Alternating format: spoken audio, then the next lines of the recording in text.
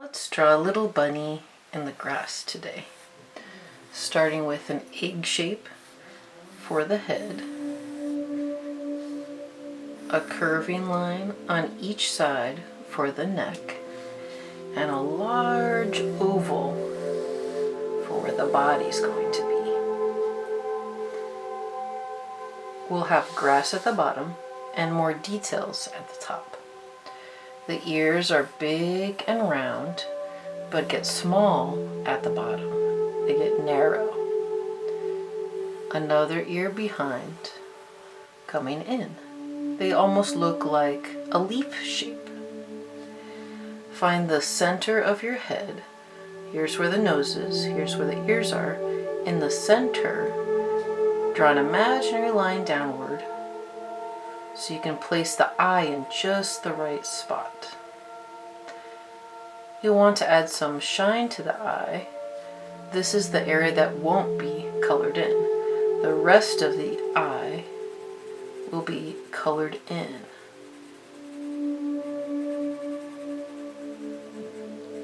You can add just one shine or several shines. The shine can be oval or round or square. That's up to you. The nose is just a little V shape.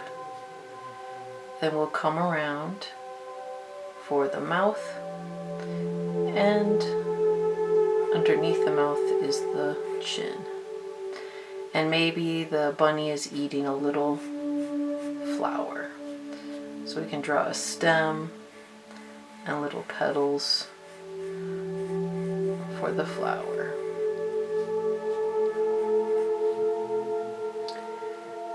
The shoulder, we can't see the leg, but we know where the shoulder is right there. And then the back will curve up into the shoulder area. We can't really see much of the tail, but it would be right down here. We can erase the extra lines. We drew the oval to make sure we knew just where the face went, but now we don't need those lines anymore because we want to draw furry lines instead. Little lines, not exactly the same. Some can be long, some can be short, some can go different directions. Same with the mouth, we can make that more of a furry line there. And some spots where the whiskers are growing out of. Inside the ear, we can draw a line curving up on each side. The other ear, we're seeing the back of it, so we don't have to draw those lines at all. But we do have to make sure to draw the line for the back of the head. Around the eye, we can add a little more detail. Triangles at the front and back, and maybe some fur shapes around the eye. There can be fur shapes in the nose area, showing how round it is. There can be fur shapes coming down from the mouth. We should probably shade in under the mouth a little bit, and inside the ear we can add some quick lines to show a little shading. The back ear would also have some quick little lines to show shading. For the eye, we want it to be the darkest part, so we can color it in again with another layer of pencil to make sure it's easy to see. For the body, I'm not really going to add too much detail because this is the back of the rabbit, so we're not really seeing a lot. I could add some fur to the back of the neck, like so. Just zigzagging lines in and out till you get the look that you're going for. For the body, I can just add a little shadow really quick below the body to show that this area is a little bit lower. It's rounding out the bottom of the rabbit and just being a little bit darker. if we wanted to spend a little more time on this, we wouldn't just use quick diagonal lines, which are called hatching.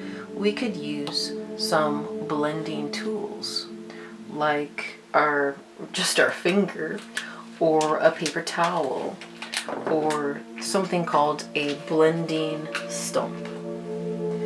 So this is just a rolled up piece of paper with a point on the end, and if we use it in small circular motions, it fills in all those white areas.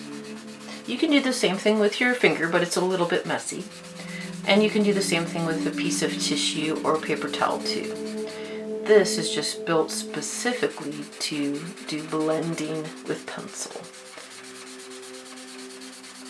So if I do a little bit of that blending, I'm filling in all those extra spaces without taking a lot of extra time. I can erase it if I go over the edge a little bit. The same with the back of the face.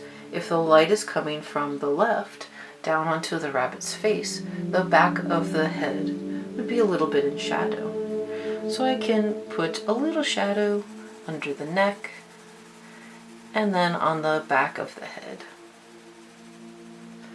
In the same way, I can put a little shadow behind the eye area and the ear. If I have a blender or I want to blend it, I can. Otherwise, I can just leave it as it is. Because even those hatching lines, the straight lines that I'm drawing diagonally, can still be a nice shade technique.